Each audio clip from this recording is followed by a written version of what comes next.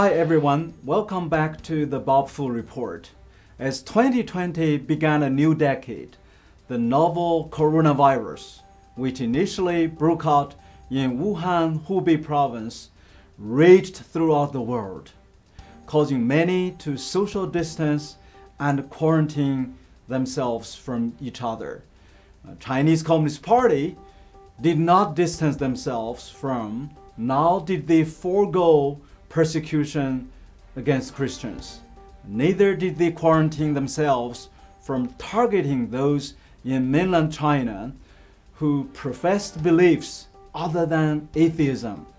Instead, the CCP authorities continued to increasingly persecuting Christians, religious minorities, and human rights activists. Our key findings in our 2020 annual persecution report released by China Aid are the following. The CCP authorities completed non-documented church demolitions and disconcerting more than 5,000 members and attendees of the churches all over China.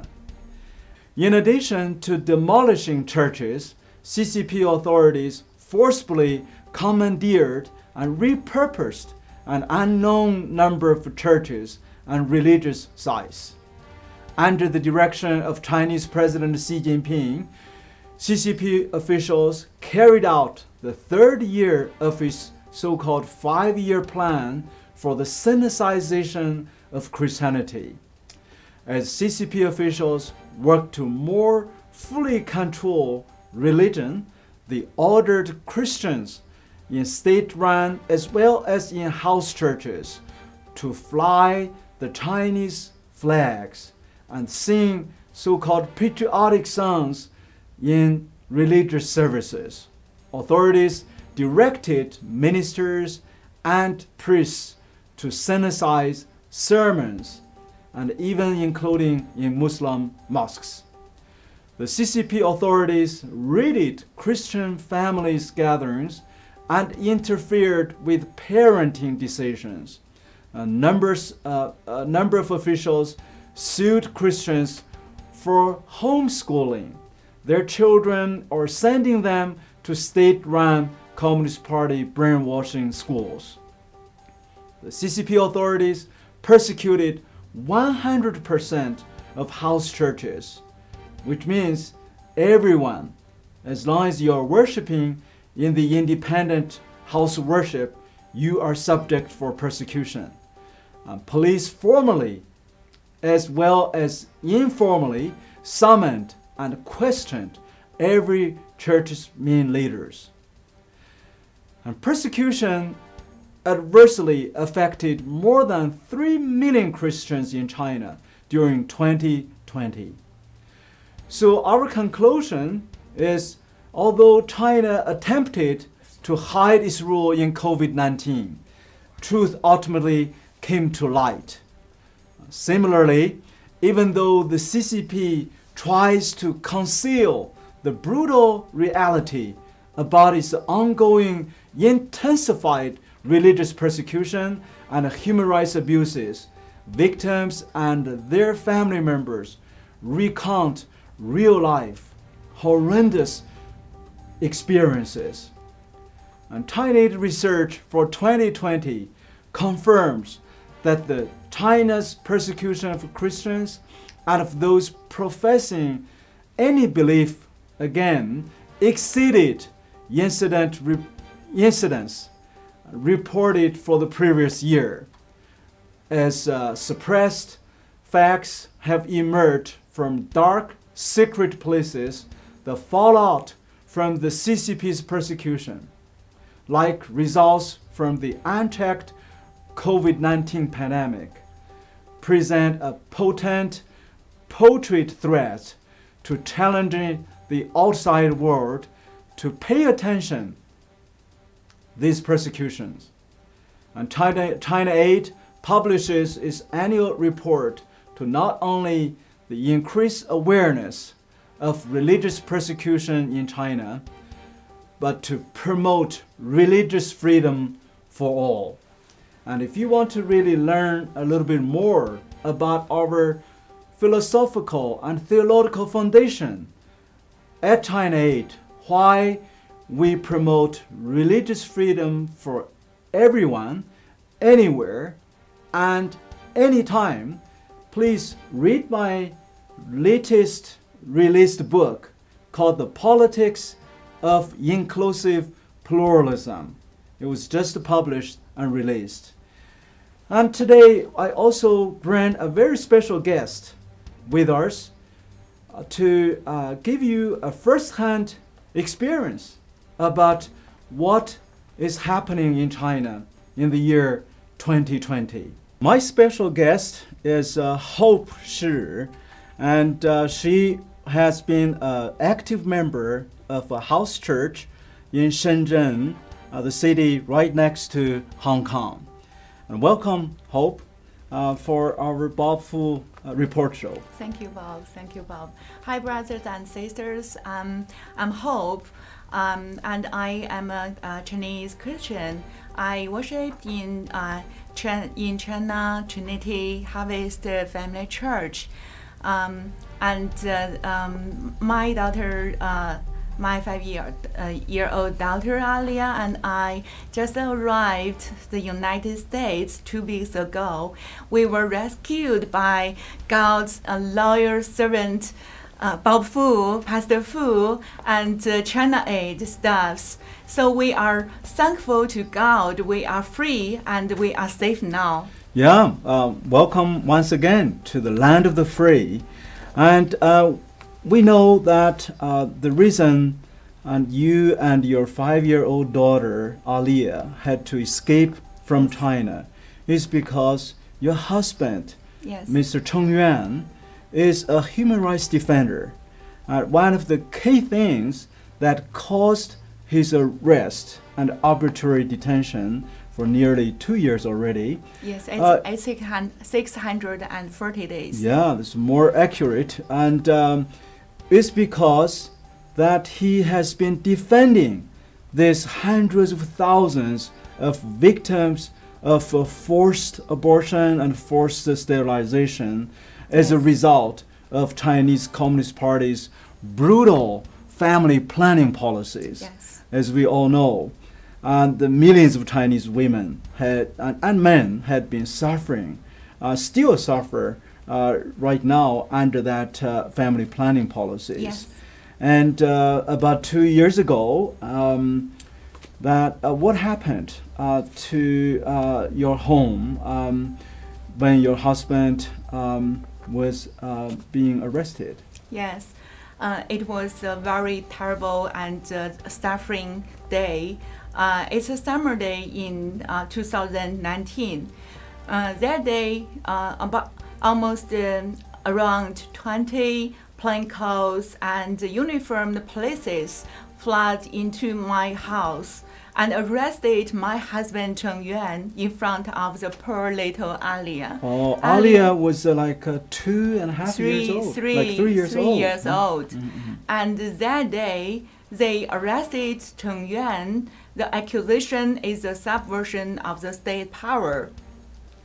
At the same day, after they arrested Cheng Yuan, they just put me into a black hood and then the handcuffed me, and they took me away to a secret place. And what happened to the little 3-year-old Alia? Alia was sent to the kindergarten, and for many national security plainclothes, they followed us and asked me to send Alia to the kindergarten. After that, I was taken back to my house, and they put me into a black hood and handcuffed me and took me to a secret place, interrogated me for more than 20 hours. The poor Alia that day was left in the kindergarten without no one, without no daddy and mom to pick her up. So think about this. You know, it's suddenly over 20 Chinese state security agents raided your home and in front of your 3-year-old daughter and arrested her father and then then forcefully took her away to the kindergarten and then put a black coat on her mother's head and then put her in a secret, undisclosed interrogation facility and interrogated the mother, Hope, for 20 hours. So what had happened to Aliyah? It's 20 some hours. Yes. So that day, the one of the national security woman, she told me she will pick up the Aliyah.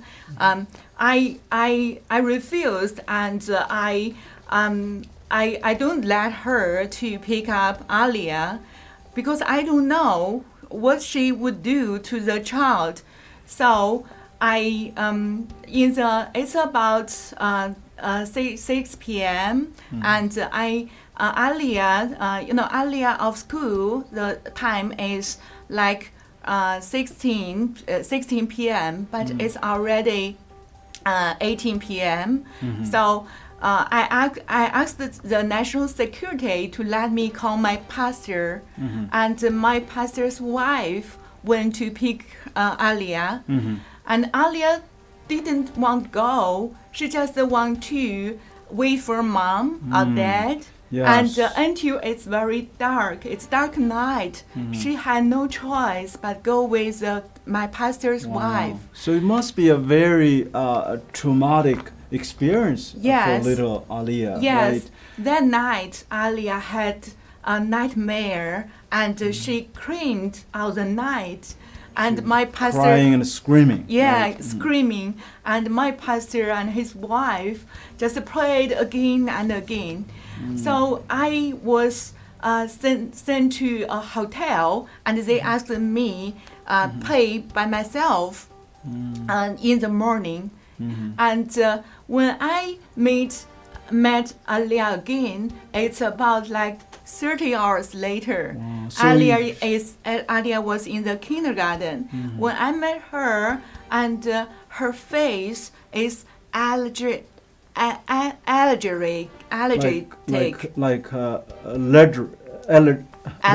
allergic. Yes, allergic. And she want to say some words to me, but her mouth just open and shut. She can't have a voice. Oh. It's a big fear so inside. because of that trauma, this 3-year little girl witnessed her father being taken away in front of her, and without seeing her mom for the whole day and overnight, and being forced to stay in somebody else's home, and the next day when she met with the mom, Hope, she became like really traumatized, could not spell out a word, right? Yes, yeah. yes. It must be very terrifying Yes. to you. Yes, and I just feel so sad when I saw the child. So in the following 2 months, Aliyah had nightmares, and sometimes she screamed all the night. Screamed and cried. Yeah, and cried. So my pastor and all the sisters and brothers in my church prayed for her again and again. And she still remembered that day, because when the police, they went to my house, they rushed to my house, Aliyah was changing her underpants, and they just recorded. So Aliyah still remember the scene. She was recorded. She was being video recorded by the state security agents. Yes. And including her change of her clothes. Yes. Yeah. Yes. It's very terrible for a small child. Yeah. Yes. I understand. Your husband, Cheng Yuan, has NGO, Yes. basically, promoting the rights for those vulnerable people, Yes. including the victims of forced sterilization, forced abortion.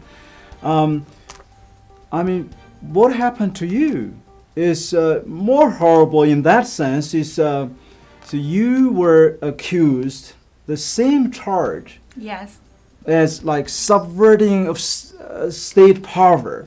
Yes. That is in Chinese kind of criminal code. It's like treason.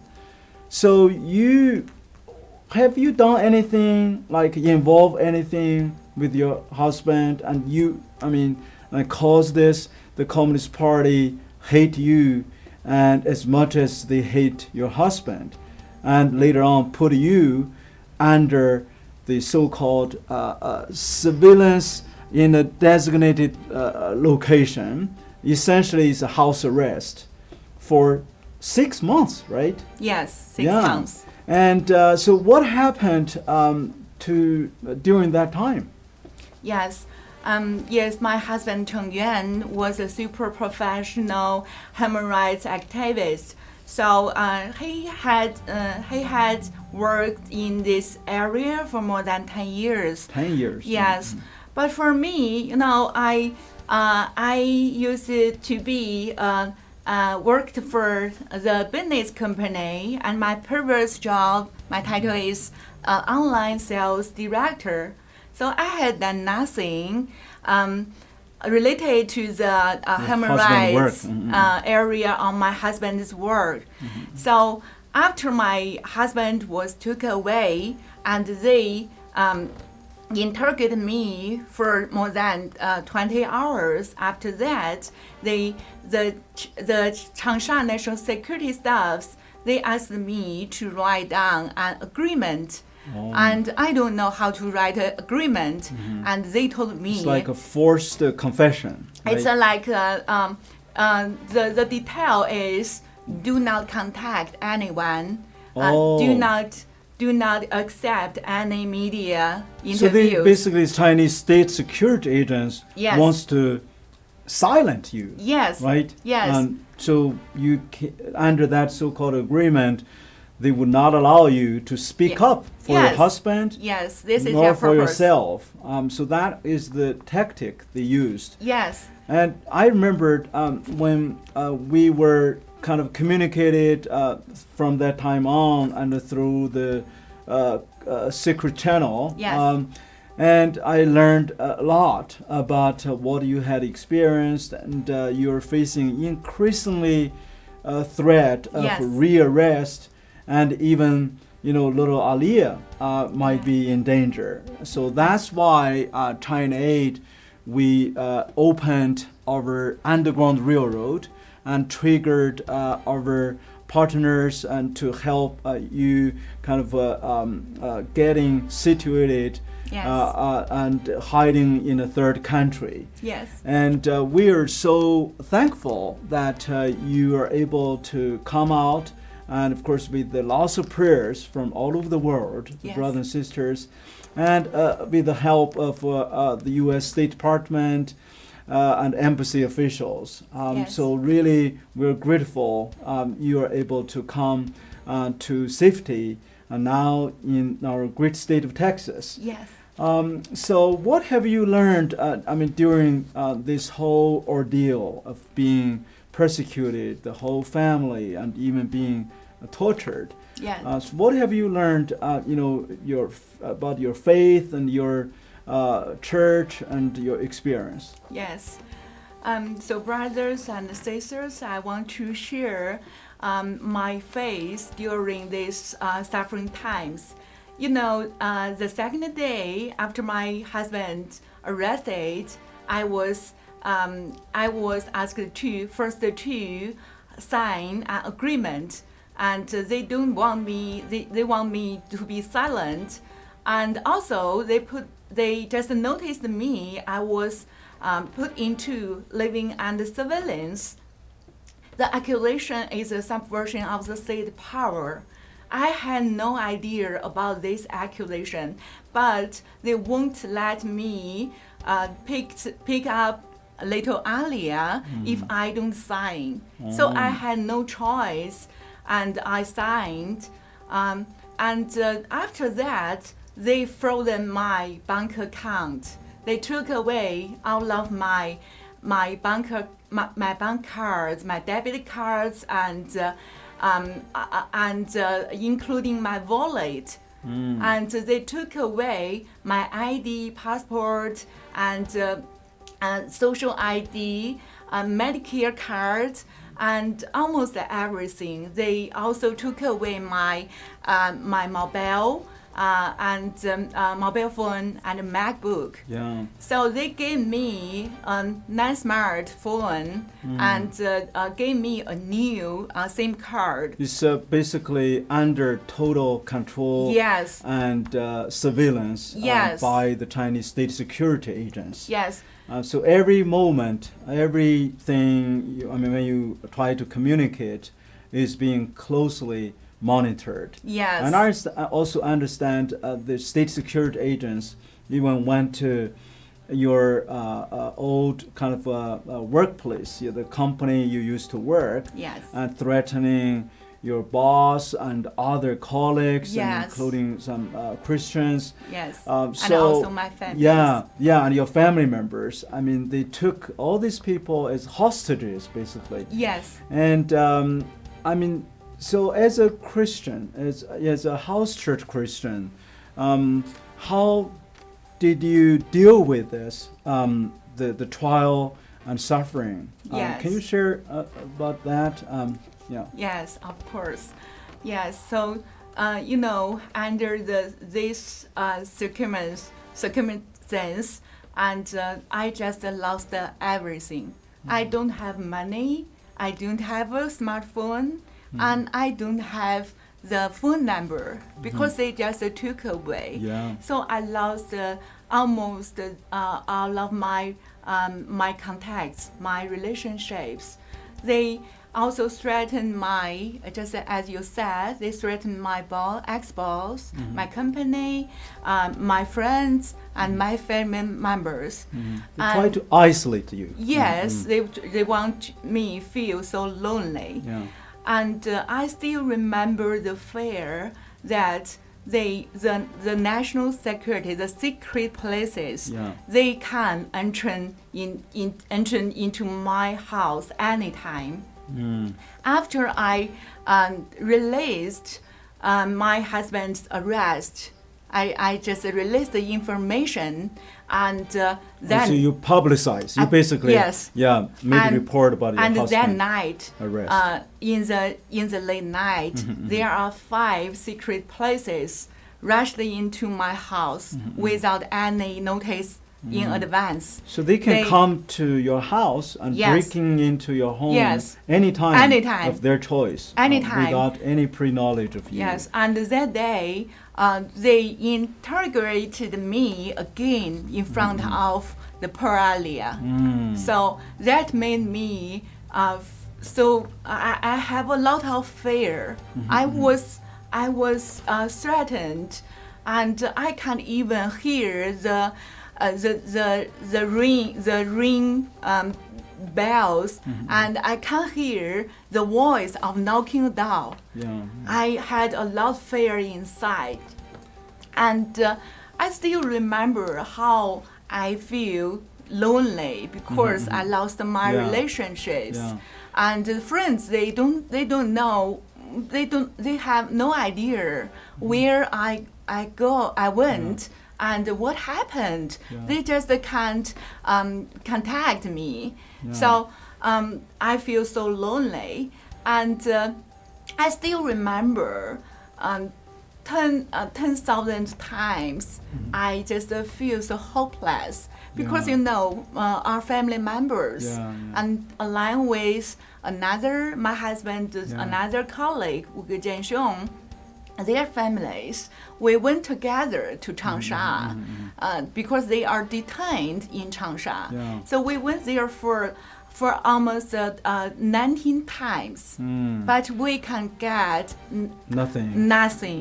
The government would not allow you to visit or have no any information, access. no information, and all the lawyers are dismissed by them. So it's a kind of, this past 2 years, Yes. so your mood, is almost like really helpless or hopeless, right? Yes. I mean, that's why when we picked you up Yes. from the airport, Yes.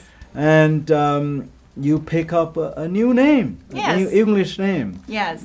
Share about how that related your experience of your faith in God and deal with this time of hopelessness and fear and despair. Yes.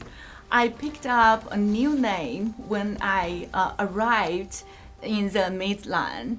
The new name is Hope, because in China, my previous English name is Mindy. My ex relations, the business relations. Yeah, Yes, it's Hope. Yeah. This is a gift from the eldest sister Sheila. So I'm so thankful. Yeah.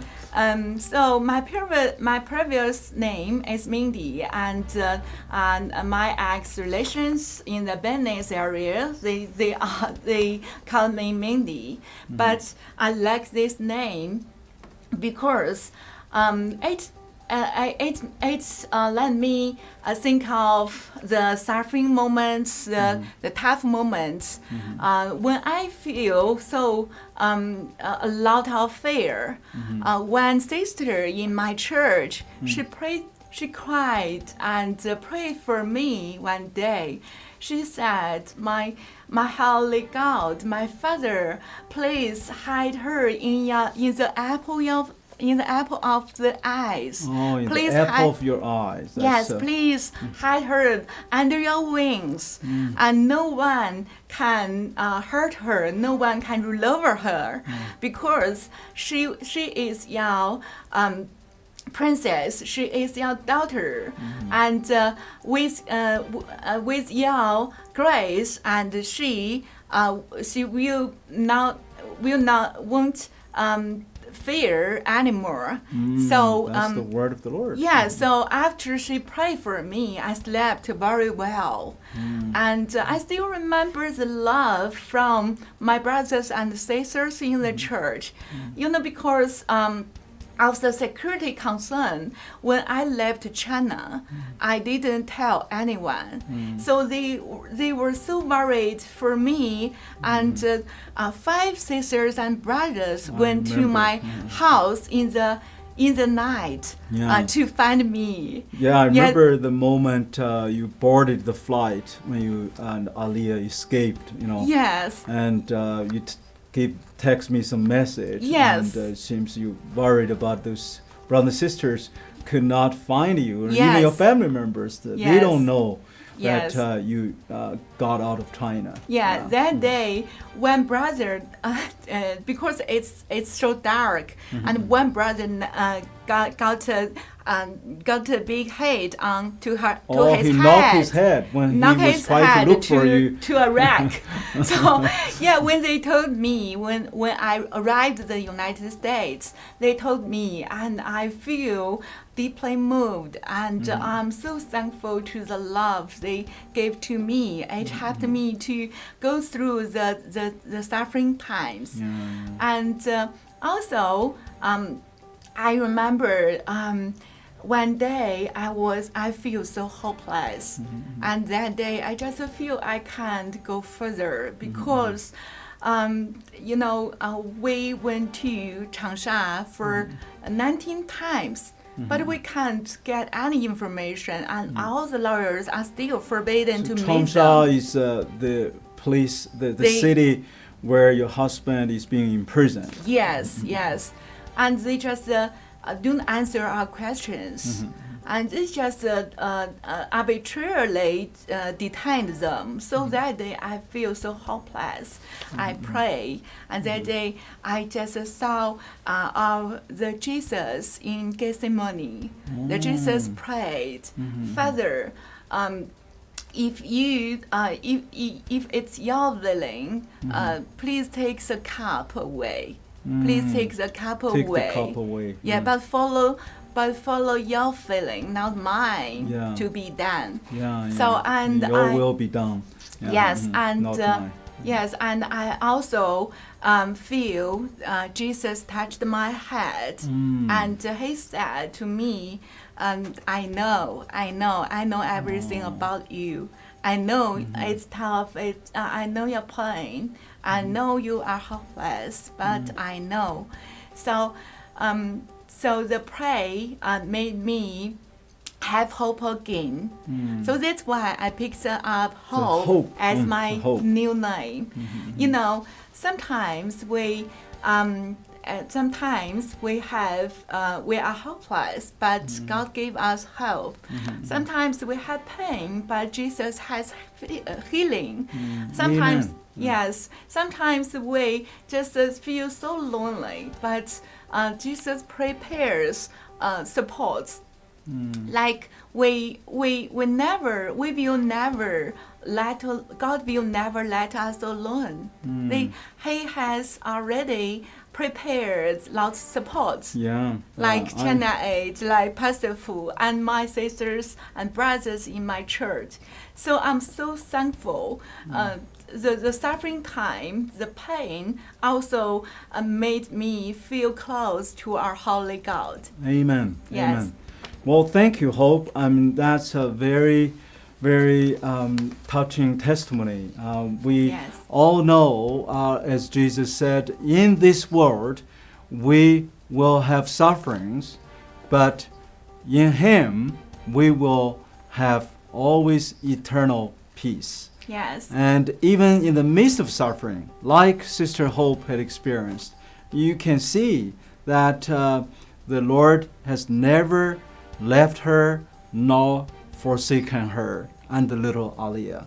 So please, especially those of you who have children, just think about what little Aliyah had experienced, and share a little bit about their story. You can go to ChinaAid.org, ChinaAid.org, to learn a little bit more about their stories, so you can remember those who are imprisoned, who are bonded, as if we are fellow prisoners, as if we are bonded together with the Hope, with her husband Cheng Yuan, and with hundreds of thousands of brothers and sisters who are still suffering persecution in China and around the globe.